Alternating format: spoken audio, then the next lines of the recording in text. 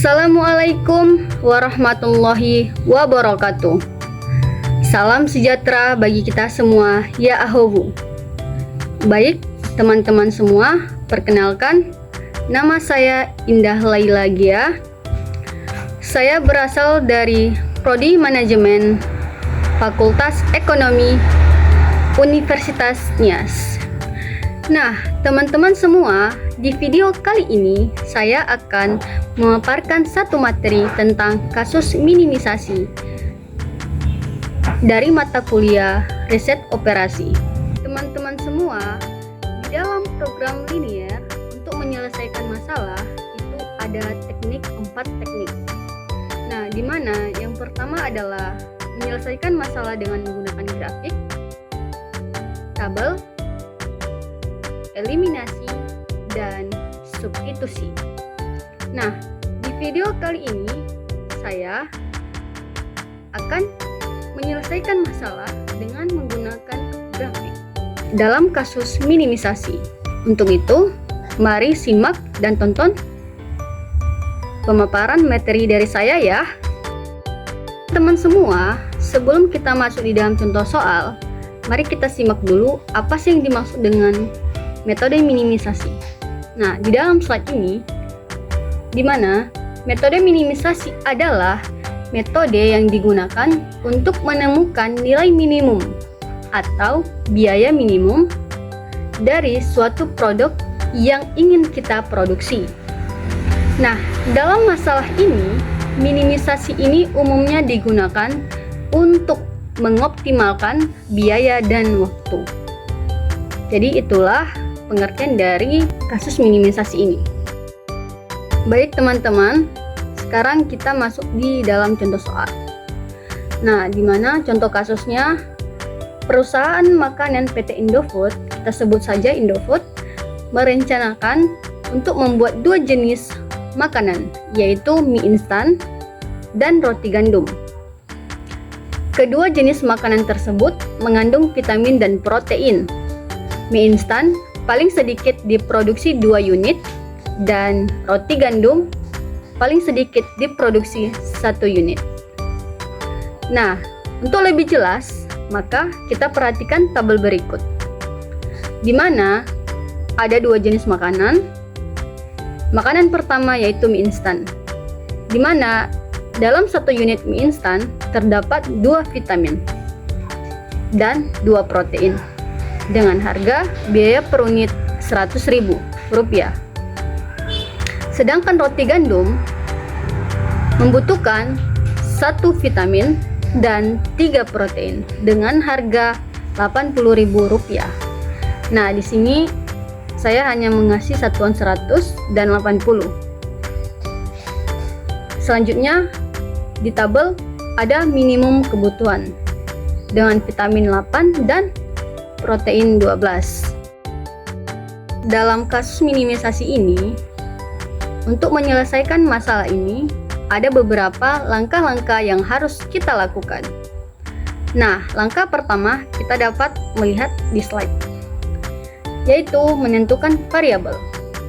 Nah, di dalam contoh kasus kita tadi, ada 2 jenis makanan. Sehingga oleh karena itu, kita menggunakan 2 variabel saja. Yang pertama, variabel X sebagai mie instan, dan yang kedua, variabel Y sebagai roti gandum.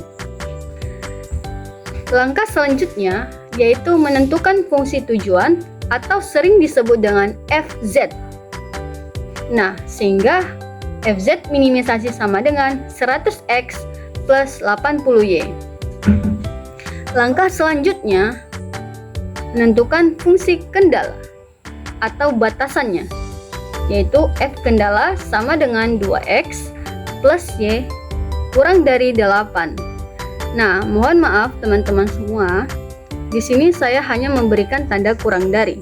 Sebenarnya itu tandanya kurang dari atau sama dengan, karena keterbatasan dari alat laptop yang saya gunakan. Jadi, untuk tandanya dibuat kurang dari atau sama dengan. Nah, 2X plus Y kurang dari atau sama dengan 8 itu kendala pertama. 2x plus 3y kurang dari 12 atau sama dengan 12 itu adalah kendala kedua. Selanjutnya,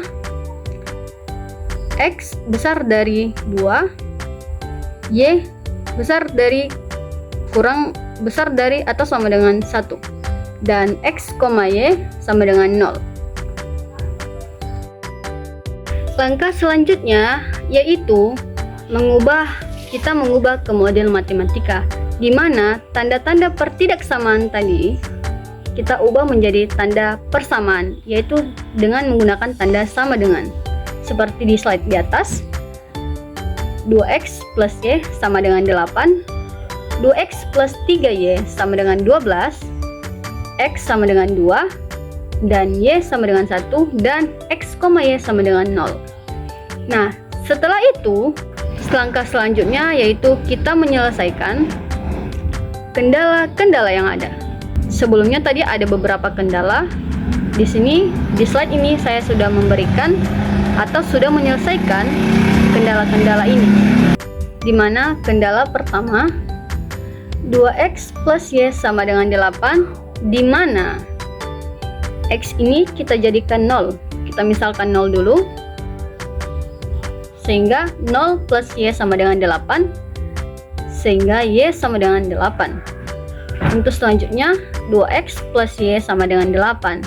Nah, di sini y kita misalkan sebagai 0, sehingga 2x plus 0 sama dengan 8, 2x sama dengan 8, x sama dengan 8 dibagi 2, sehingga x sama dengan 4. Untuk kendala yang kedua, 2x plus 3y sama dengan 12. Kita misalkan 0 lagi, di mana x 0 plus 3y sama dengan 12,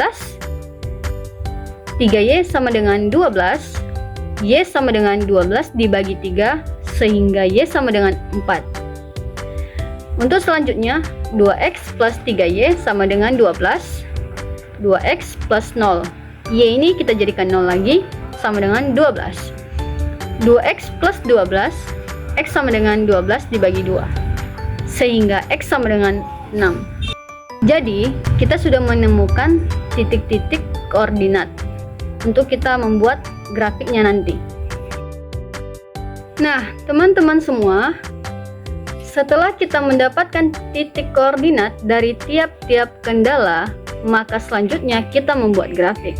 Nah, di slide ini saya sudah memberikan bentuk grafik dari titik koordinat yang sudah kita temukan tadi.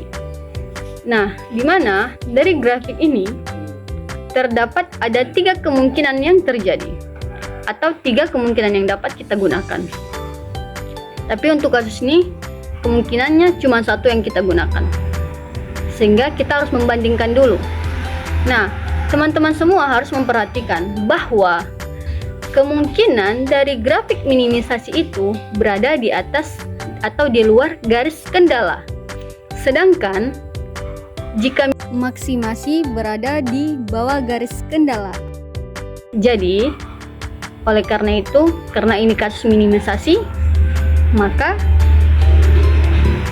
kemungkinannya itu berada di luar garis kendala.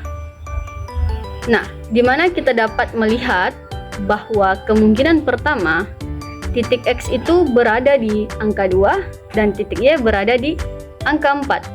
Kemungkinan kedua, titik x berada di angka 3 dan titik y berada di angka 2. Dan kemungkinan terakhir, titik x berada di 4,5 atau di pertengahan 4 dan 5, kita sebut saja 4,5, dan titik y berada di angka 1. Kemungkinan yang terjadi di grafik ada 3. Seperti yang saya bilang tadi, yaitu yang pertama, x sama dengan 2 dan y sama dengan 4, x sama dengan 3 dan y sama dengan 2, x sama dengan 4,5 dan y sama dengan 1. Setelah itu, kita substitusikanlah f tujuan ke dalam 3 kemungkinan yang telah tersedia tadi.